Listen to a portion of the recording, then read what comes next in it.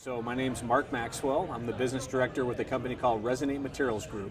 We are a manufacturer of polymer type materials, but our business model based on sustainability principles and green chemistry. So green chemistry is an alternative way to get to chemical products that might traditionally come from more petroleum-based streams, which usually draw on finite materials. Oil come out of the ground, gets refined. Green chemistry is a different way to get to those same end products that may come from recycled or renewable materials. So they're green in the sense that they not only are not taking materials from the ground, but reusing, recycling, upcycling other materials.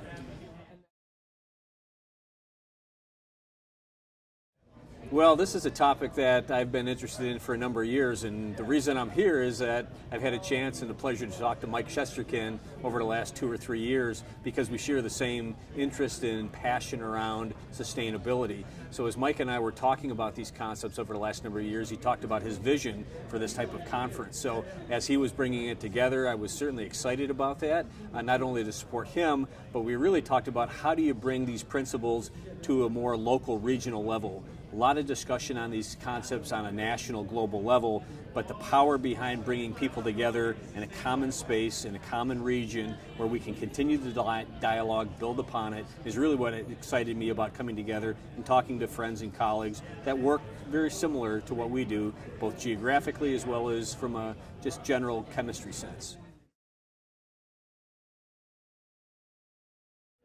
I think like any of these forums, the real value, besides there's quite interesting topics that are being talked about. So I'm taking a lot away in concepts from some of the presentations. So there's good, I guess, subject matter expertise that's being shared.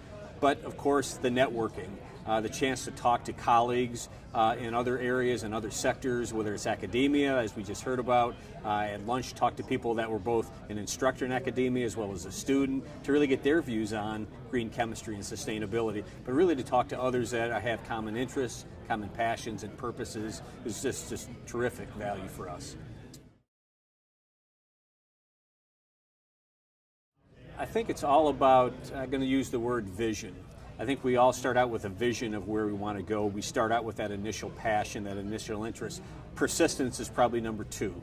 Vision is one thing, but you have to be willing to stay the course. What we've learned as our company, still being relatively small, is that we started with a very strong vision.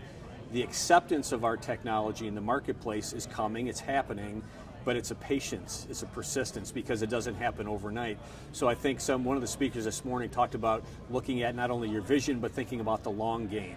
Really, where are you trying to get to and being willing to stay the course? Because sustainability is an emerging topic. You're seeing a lot of interest and traction around it, but it's such a long value chain from your vision to you're making products all the way through the users of those, whether they're consumers, industries. It's just going to take time. So this is all about starting the discussion, continuing the dialogue, being patient, but with some urgency. If you can manage those two balances, you can be patient yet urgent, but really driving the concept forward.